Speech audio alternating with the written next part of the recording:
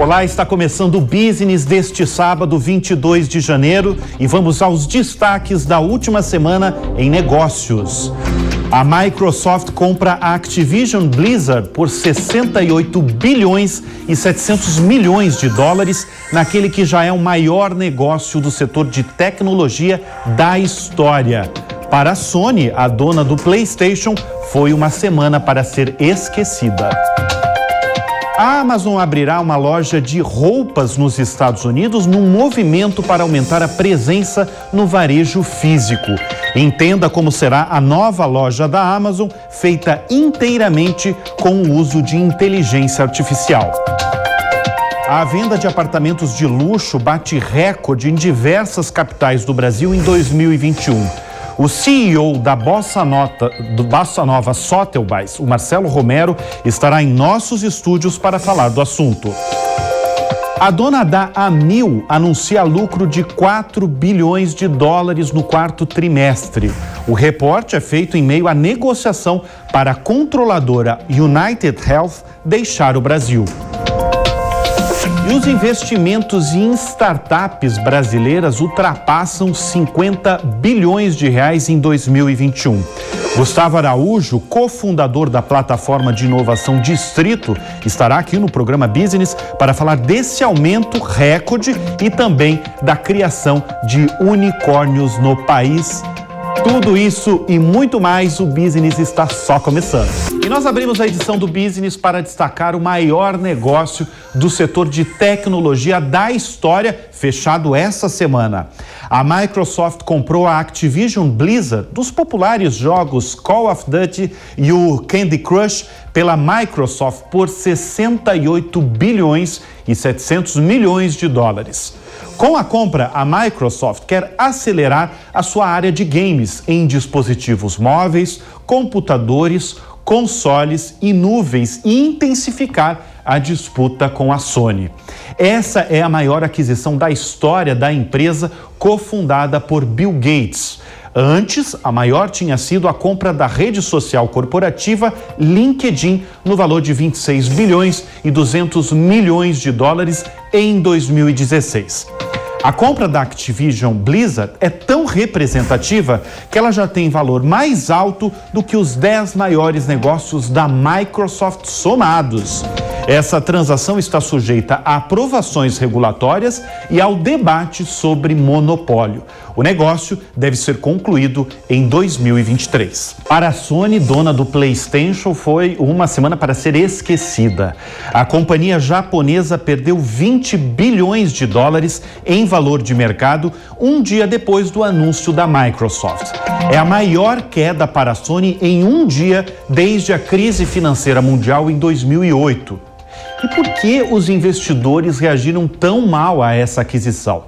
Bom, muitos investidores disseram que a queda expressiva das ações se deve a um receio precipitado de que a Sony poderia estar sob pressão para também fazer uma aquisição, o que na altura do campeonato sairia muito caro. O mercado financeiro trabalha muito com especulação, antecipando eventos que poderão acontecer. Operadores em Tóquio falaram ainda que as ações caíram por uma especulação de que a compra da Microsoft aumentaria radicalmente o poder de fogo do seu Xbox Game Pass, uma espécie de Netflix dos games que conta com 25 milhões de assinantes e pode adicionar quase 400 milhões de usuários mensais de jogos da Activision.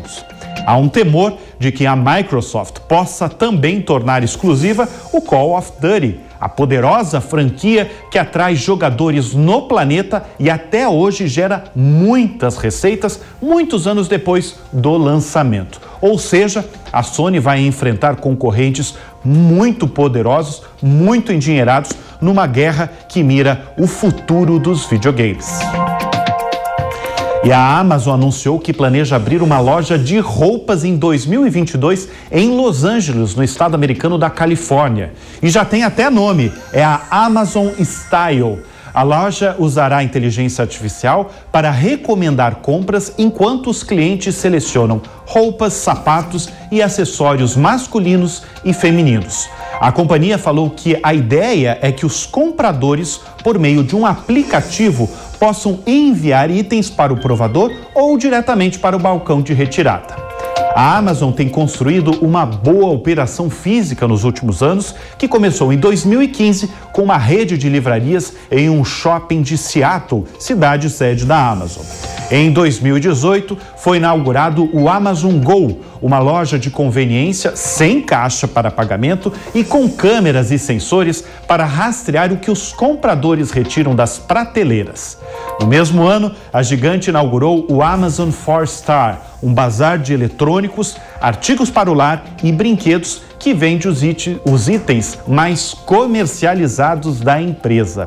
No ano passado, a Bloomberg noticiou que a Amazon planejava abrir outlets de varejo para vender produtos domésticos e eletrônicos com grandes descontos de estoques encalhados da empresa.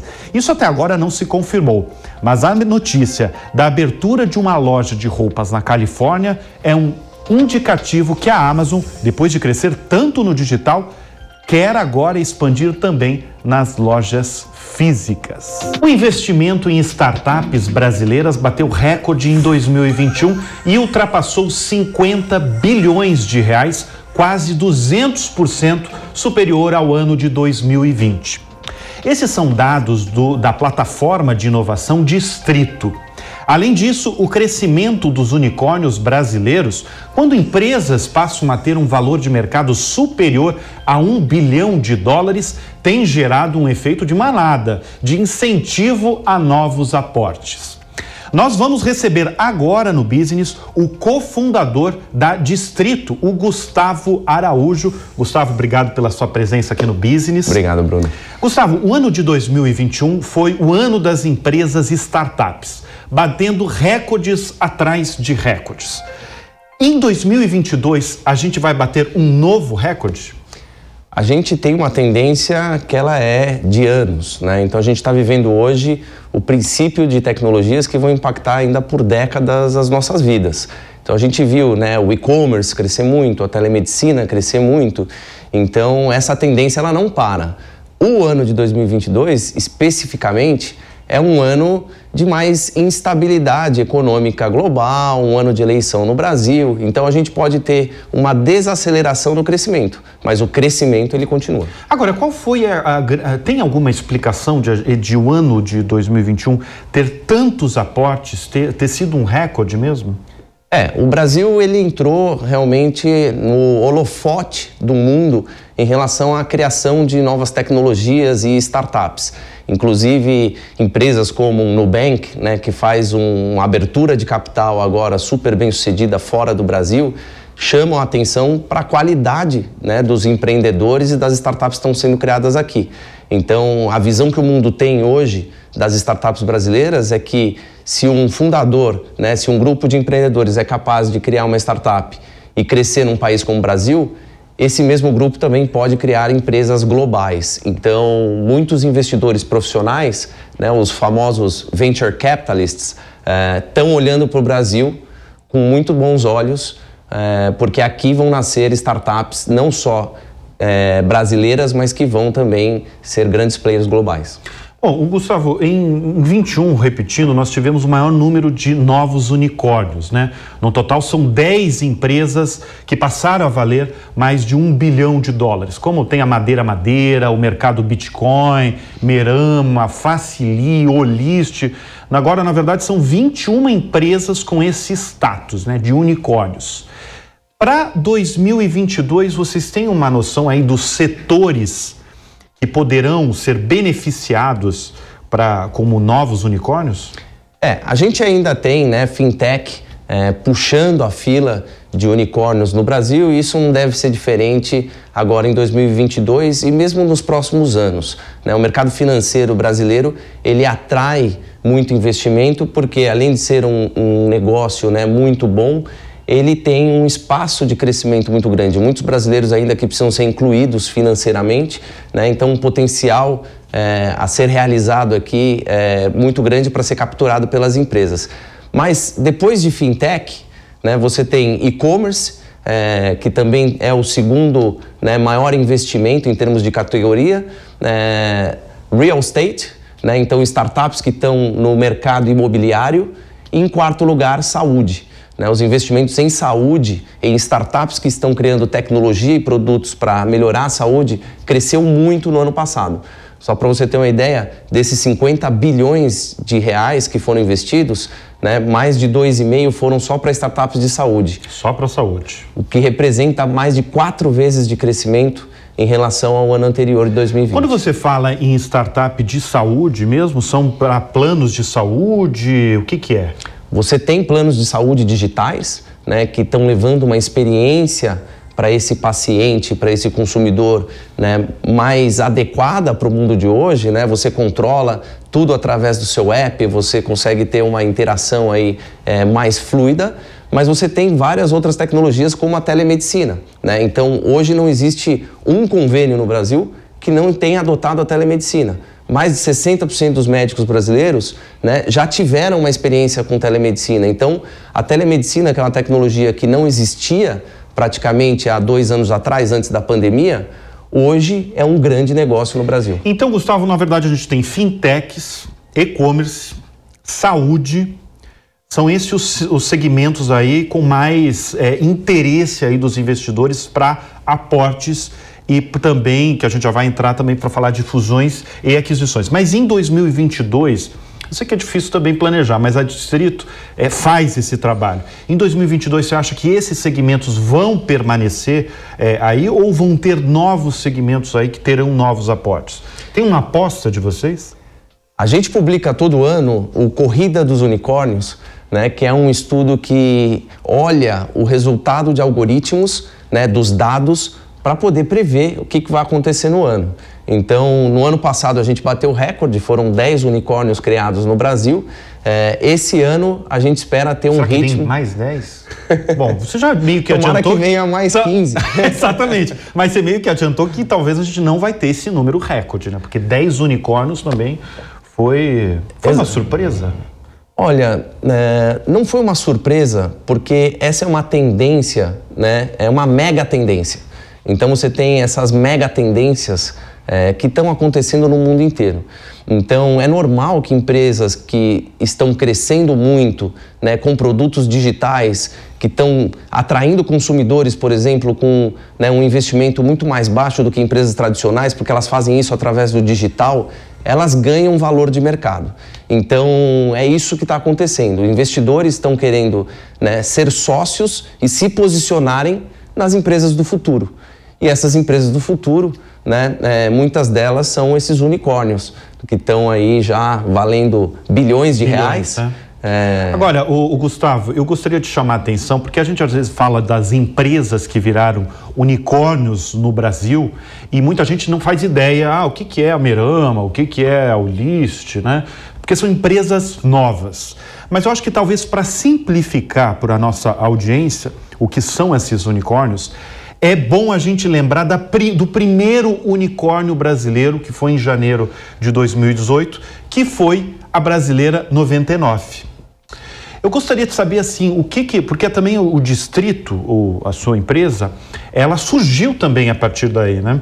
Eu gostaria de saber, assim, qual, na sua opinião, foi o unicórnio mais significativo, mais emblemático no setor, assim, desses 21 unicórnios que nós temos hoje no Brasil? Bom, a gente tem, acho que não poderia ser diferente, né, um unicórnio que na verdade é um decacórnio, né, e hoje ele é 40 vezes unicórnio, né, que é o Nubank. Então, eu acho que essa é a grande vitrine brasileira. Foi uma virada, você acha? Foi uma virada e foi uma empresa que simboliza também toda a revolução, né, de fintechs, ou seja, de startups do setor financeiro. Então, atrás do Nubank hoje, né, existem vários outros unicórnios e várias outras startups, futuros unicórnios, que estão nascendo e estão crescendo muito hoje no Brasil. Tem um registro que eu gostaria de marcar aqui no Business, que um dos fundadores do 99 recentemente falou sobre essa promessa aí que será 22 no setor. Ele disse que há uma década os investimentos estavam migrando para o Sudeste Asiático e a América Latina era praticamente excluída desse movimento. Hoje, a região, a América Latina, é o epicentro dos investimentos nesse tipo de negócio, ou seja, na visão do Paulo, um dos fundadores aí do 99, 2022 deve ser um bom ano para as startups locais. Será um bom ano, né? Quem investe em tecnologia não está investindo no curto prazo, são investidores que estão colocando dinheiro hoje, né, para tirar esse dinheiro de investimento daqui a 8, 10 anos. Então, quem está investindo em 2022 não está olhando para 2023, 2024, está olhando para 2032, né? Então, e essa tendência brasileira, e especificamente na América Latina, ela vai continuar muito forte. Bom, a gente acabou de receber o Gustavo Araújo, cofundador do Distrito, que nos trouxe aí grandes notícias e boas notícias, na verdade, para as startups locais. Obrigado, Gustavo, pela sua presença aqui no Business. Obrigado, Bruno. E o Mercado Livre, uma das empresas mais valiosas da América Latina, anunciou que comprou uma fatia da 2TM, controladora do mercado Bitcoin, e também adquiriu a plataforma de blockchain Paxos. A companhia não divulgou os valores da transação, mas o anúncio amplia a aposta em transações envolvendo moedas digitais. Em dezembro, o Mercado Livre, por meio de uma parceria com a Paxos, começou a oferecer negócios com criptomoedas como o Bitcoin e o Ethereum por meio de suas contas digitais. Em maio, o Mercado Livre anunciou que comprou 7 milhões e 800 mil dólares em Bitcoin para sua tesouraria. E o Google mostra que também está realmente interessado no mundo de criptoativos. A gigante americana contratou o executivo Arnold Goldfarb, ex-presidente do PayPal, que esteve diretamente ligado num projeto de integração de criptomoedas no PayPal, para ser o chefe da unidade de pagamentos do Google e dar novos rumos ao setor. O objetivo é muito claro: o novo funcionário terá de ir fundo para oferecer serviços financeiros aos clientes do Google, incluindo cartões de débito com criptomoedas. Bill Ready, presidente de comércio do Google, disse em recente entrevista que está atento ao setor de criptos. A americana United Health, que controla a Amil, registrou lucro líquido de 4 bilhões de dólares no quarto trimestre de 2021, alta de 84% na comparação anual. Os números vieram acima da expectativa do mercado. Em 2021, a operadora de saúde teve lucro líquido de 17 bilhões e 200 milhões de dólares, crescimento de 12,2%. A Amil, fundada pela família Bueno, que hoje comanda a DASA, também da área de saúde, tem uma carteira de 5 milhões e 700 mil usuários, 15 hospitais, como o Samaritano e o Paulistano, e 53 centros ambulatórios. A United Health, além de ter comprado a Amil em 2012 por 10 bilhões de reais na época, fez outros investimentos na área. Ela adquiriu também o Américas Serviços Médicos, dono de 16 hospitais e 41 clínicas médicas em 6 estados brasileiros, com mais de 17 mil profissionais. Todo esse reporte acontece em meio a uma negociação para a United Health deixar o Brasil. A companhia pediu recentemente para o BTG Pactual, de acordo com o jornal O Globo, para avaliar potenciais compradores. Um dos interessados nos ativos da companhia americana seria a Redditor, maior rede de hospitais privados do Brasil. A venda da Amil pela United Health poderia levantar entre 15 e 20 bilhões de reais, segundo cálculos feitos pelo Bank of America Merrill Lynch. A venda de apartamentos de luxo em São Paulo bateu recorde em 2021. Imóveis mais disputados entre os milionários paulistanos custam, em média, cerca de 5 milhões de reais. O preço do metro quadrado mais caro ultrapassa os 60 mil. No Rio de Janeiro, a Gafisa vai lançar um prédio no último terreno disponível na Praia do Leblon, na Avenida Delfim Moreira, a 100 mil reais o metro quadrado. Ainda um boom no mercado de condomínios de luxo, como no interior de São Paulo, que tem até lista de espera para compradores, acredite só. E para falar sobre esse seleto público que não conhece o que é crise, nós convidamos o Marcelo Romero, CEO da Bossa Nova Sotheby's, empresa imobiliária de alto padrão. Marcelo, obrigado pela sua presença. Eu que agradeço o convite. O que explica esse boom no mercado de luxo no Brasil? Bruno, a primeira coisa que é muito importante de ressaltar é que o mercado imobiliário ele trabalha em forma de ciclos. Nós vivemos de 2014 até 2019 um ciclo de baixa. Muita recessão por conta de alguns fatores. O que a gente começou a observar a partir de 2020 foi uma melhora desse cenário macroeconômico, queda da taxa de juros, o índice de confiança, o mercado muito represado esse tempo todo, fez com que o crédito imobiliário baixasse e começasse a ter oportunidades de negócio num cenário que a gente vinha de um estoque do mercado primário das incorporadoras muito grande.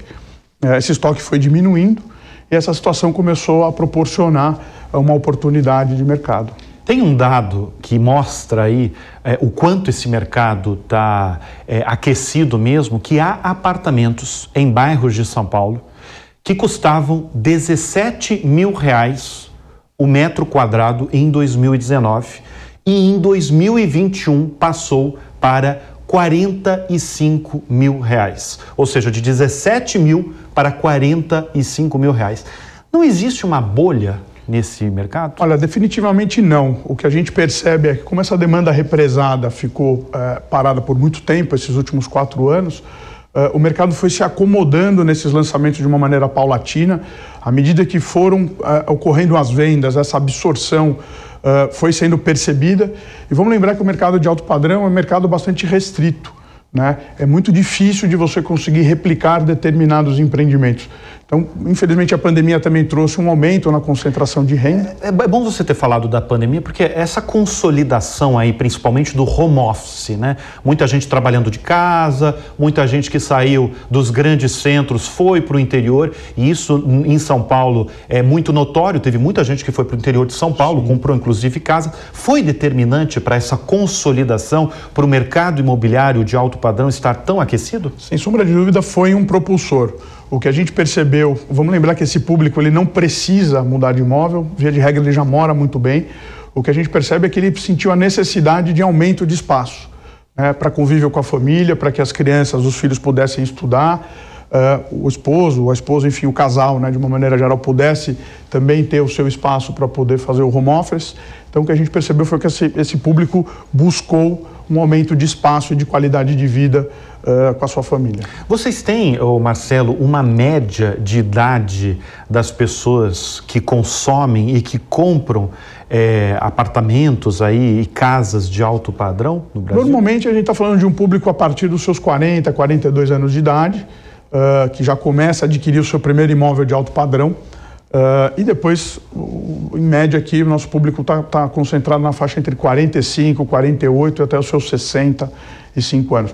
Obviamente que a gente tem os outliers, né, pessoas do mercado de tecnologia, do mercado financeiro, que têm oferido uma receita bastante significativa e que já começam a comprar imóveis de alto padrão aí na casa dos seus 35, 38 anos. Bom, vocês da Bossa Nova estão vendendo, por exemplo, terrenos num condomínio em Itupeva, né, interior de São Paulo, a partir de R$4.100.000.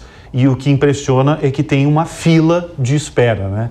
Tem nesse condomínio, por exemplo, uma praia artificial com direito a 30 tipos de onda. Exato. Tem umas coisas assim que vocês noticiam aí como diferencial e que tem fila de espera, né? Tem um perfil de imóvel que esse público que busca o alto padrão, o mercado de luxo mesmo, tem gostado? Olha, esse público de alto padrão, primeiramente, ele busca a localização, né? A gente brinca que os 3 primeiros pontos importantes, localização, localização, localização. Mas depois buscam atributos que conferem um status único. Falando pontualmente desse empreendimento na Fazenda da Grama, foi colocado, né, nessa nova etapa uma praia particular com ondas profissionais, 32 tipos de onda. Um negócio inédito, não existe. Eu falei da onda porque eu vi em publicidade mesmo o condomínio noticiar muito como um diferencial as ondas, por isso que eu tô... As ondas profissionais para a prática de surf, exatamente, uma piscina de ondas. E é um condomínio fechado, super exclusivo, então... E é um bom exemplo, tá, Bruno, dessa valorização. A gente começou a lançar esse empreendimento em 2019, a gente falava lá em torno de R$650, R$680 o metro quadrado. Hoje a gente comercializa esses lotes na faixa de R$2.000, R$2.100 o metro quadrado. Então houve uma valorização, porque simplesmente, como você bem colocou, a gente tem muito poucos lotes e tem uma fila aí de pessoas querendo adquirir para construir sua casa. Bom, além do Brasil, a Bossa Nova, liderada pelo Marcelo, se você quiser, por exemplo, um castelo na França, ou até mesmo uma quinta em Portugal, você pode ter. Parece uma realidade meio diferente para a gente, né? Mas como é que funciona isso? Por exemplo, teve brasileiro, o Marcelo vendeu recentemente, faz mais de um ano, para um brasileiro um castelo na França. É isso mesmo? A gente está até vendo imagens aqui do castelo que um brasileiro, por exemplo, comprou na França. Você faz isso? Exato, tipo, né? Nós fazemos. Por fazer parte da rede da Sotheby's, né, uma marca mundial presente em mais de 70 países, são 900 escritórios. Então, onde imaginar hoje um destino de alto padrão, existe hoje uma operação da Sotheby's. E nós temos aqui clientes brasileiros, né, buscando imóveis ao redor do mundo. Então, já vendemos um castelo, já vendemos uma ilha também no Caribe. E tem também estrangeiros buscando também destinos exclusivos aqui, principalmente de praia, né, Búzios, Angra, o litoral do sul da Bahia também, já chegamos a vender imóveis bastante expressivos. Esse castelo na França, que inclusive a gente está vendo imagens, né, dele, quanto custou para esse brasileiro, hein? R$25 milhões. 25 milhões de reais. Muito bem, hein? E aí, foi caro ou barato? Foi barato, já teve valorização também. Já teve uma valorização. Já, né? Porque ele comprou antes da pandemia, né? Imagina hoje você poder se refugiar no castelo. Quanto custa o castelo na França. Agora, Marcelo, você falou um ponto muito interessante dos estrangeiros, né? Porque a gente sempre vê aí o interesse dos estrangeiros no Brasil. Está aquecido também? Eles estão procurando lugares, imóveis no Brasil? Olha, nós já tivemos uma procura bem maior entre 2014, quando nós começamos a operação com a Sotheby's. Infelizmente, por conta de insegurança jurídica, essas questões políticas e econômicas, o que a gente chama de comprador do retail, né, que não é o investidor profissional, infelizmente ele tem uma certa reticência em adquirir imóvel no mercado brasileiro por conta dessas questões que eu levantei. A gente notou que, superado essa insegurança e a gente conseguindo trazer essa credibilidade na prestação de serviço, na assessoria jurídica, em como estruturar a sua operação para conseguir ter o melhor benefício, né, estrutural, trazendo essa confiança, esse público vem. Bom, a gente falou aí do mercado extremamente aquecido em 2021. Em 2022, você acha que continua com esse aquecimento? Vai ser maior do que 21? Qual é a sua projeção para 22? Olha, a gente continua com o mercado aquecido. O que acontece é que os preços chegaram num patamar bastante alto. A gente acredita que vai haver uma demanda por conta de inflação, ano eleitoral, né, e aumento, inclusive, da taxa do crédito imobiliário. Isso faz com que esse aumento ele seja um pouco mais lento. O mercado vai continuar com preços em alta. Alto padrão. Essa é a pergunta que eu queria fazer, que é a pergunta que a nossa audiência sempre quer saber. Não vai ter uma maneira aí de baixar os preços? Olha, aí? Se houver alguma redução, vai ser muito pontual em regiões onde existe um excesso de oferta. Pontualmente, o mercado de alto padrão, muito pouco provável que haja redução de valores. O que a gente acredita é que vai haver ainda um crescimento, um aumento dos valores, pelo simples fato de não conseguir se replicar com certa facilidade produtos tão exclusivos, né? Você conseguiu hoje encontrar condições para colocar uma praia particular no interior de São Paulo a 45, 50 minutos. Você hoje formar uma área para um desenvolvimento imobiliário, por exemplo, no Itaim, tem os empreendimentos que estão sendo lançados agora, são 4, 5, 8 anos para você conseguir formar uma área. Imagina você comprando cada casinha e conseguir depois conceber um projeto, um desenvolvimento desse. Então, não existe, e a gente tem que lembrar que ainda tem uma demanda reprimida no Brasil de algo em torno de 8,5 milhões, 9 milhões de moradias. Sim. Então, se a gente tiver uma oportunidade de ter condições estáveis, né, taxa de juros que reflete no crédito imobiliário, inflação, a gente conseguiria ter um cenário um pouco mais duradouro, né, em termos de ciclo de desenvolvimento e menos pressionado por conta da questão da inflação. Se a gente lembrar também lá em 2014, 2015, faltava material, faltava mão de obra. Isso aconteceu também ao longo aí de 2021. Agora, Marcelo, a gente está falando muito do alto padrão, né? Eu gostaria de que você falasse aí até dos riscos, né, que você, em outra oportunidade, inclusive, você comentou comigo, dos riscos aí de quem comprou imóvel há uns 2 anos atrás, 2019, por exemplo, de médio padrão. Vai ter ele pode sofrer, por exemplo? É um bom ponto, Bruno. Eu alerto as pessoas que compraram imóveis financiados em 2019, 2020, 2021, que tem a sua entrega programada para esses próximos 2, 3 anos, lembrem que vocês têm uma parcela de financiamento que vai ser feita uma reanálise de crédito, uma reanálise, a taxa de juros subiu, tá? Para quem fez essa contratação em 2020 e 2021, então para tomar bastante cuidado, refazer as suas contas, porque com a inflação medida no material de construção, que é o INCC, somado ao aumento da taxa de juros, existe uma grande chance de, quando ficar pronto o imóvel, você se deparar com uma conta maior do que você esperava e aí ter o risco de não conseguir as condições de crédito. Você acha, por exemplo, que pode ter um risco de ter um aumento ou talvez até um boom de distratos? Porque a gente viu isso em 2014, 2015, né? Uma explosão aí de distratos. A gente pode repetir isso? Eu acho que não nessa mesma proporção, definitivamente não. O que acontece é que, diferente da outra crise, houve uma valorização dos imóveis, então, porventura, aquela pessoa que não conseguir o crédito imobiliário e precisar vender, não tem estoque na construtora competindo com essa venda, muito menos por um valor menor. O que a gente vai ver nesses casos é um aumento do valor do imóvel que pode ser revendido, tá certo? Tem também uma atenção para a lei dos distratos, né? Uma lei que entrou em vigor aí há pouco mais de 2 anos, então isso de alguma forma acabou também ajudando a regular o setor, então para quem comprou imóvel ficar bastante atento aí para as regras de distrato. Bom, nós conversamos com Marcelo Romero, CEO da Bossa Nova Sotheby's. Marcelo, muito obrigado pela presença no Business. Muito obrigado. E com isso a gente encerra a edição deste sábado do Business. Muito obrigado pela sua presença, pela sua audiência. A gente volta no próximo sábado. Até lá. Tchau, tchau.